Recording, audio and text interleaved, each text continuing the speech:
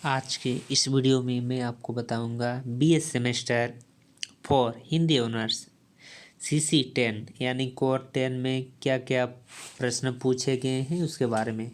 Core 10 में आपको प्रयोजन मूलक हिंदी से संबंधित सवाल आते हैं, यानी प्रयोजन मूलक हिंदी पढ़ना होगा, जो कि आपको एमए में भी प्रयोजन मूलक हिंदी पढ़ना होता है आपको एमए सेमेस्टर 4 में और बीए सेमेस्टर 4 में भी।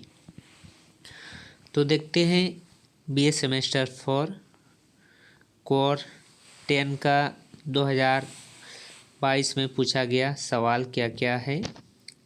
ये सवाल आपको दिसंबर महीना में पूछा गया सवाल है। प्रयोजन मूलक हिंदी खंड ए, निम्नलिखित लघु प्रश्न के उत्तर दे। 10 प्रश्न होंगे। 1 नंबर वाला पहला प्रश्न है, आधुनिक हिंदी व्याकरण और रचना पुस्तक के लेखक कौन है?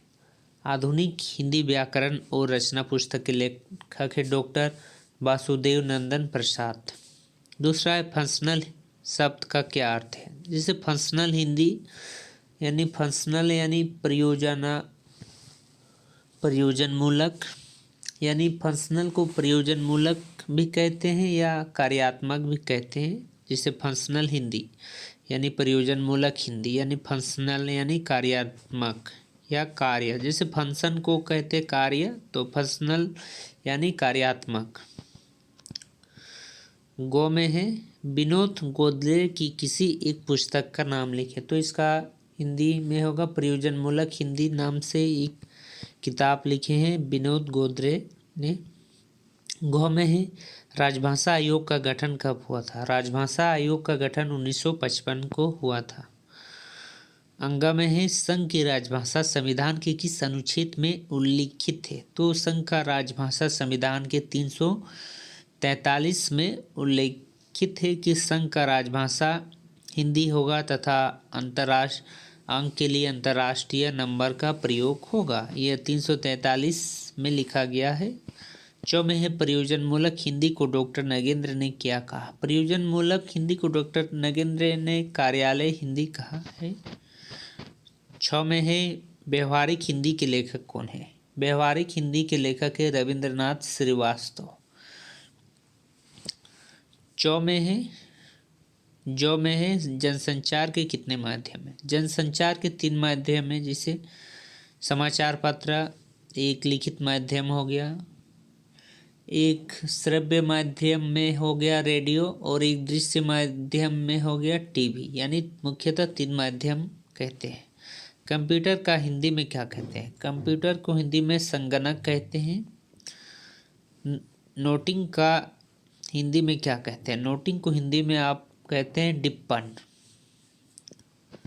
नोटिंग को आप हिंदी में डिप्पण कहते हैं। खंड गौ में है, निम्नलिखित में से किसी एक का उत्तर दें। प्रशासनिक हिंदी पर प्रकाश डालें।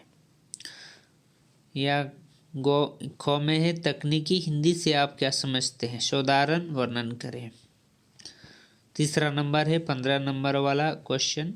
तीसरा में, निम्नलिखित में से किन्हीं 4 प्रश्न का उत्तर दें। पहला प्रश्न है, प्रयोजन मूलक हिंदी को प्रासंगिकता पर प्रकाश डालें।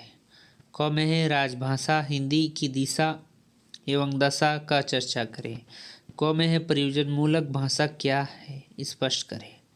अंग में, जनसंचार माध्यम के रूप में हिंदी का भूमिका पर प्रकाश डालें।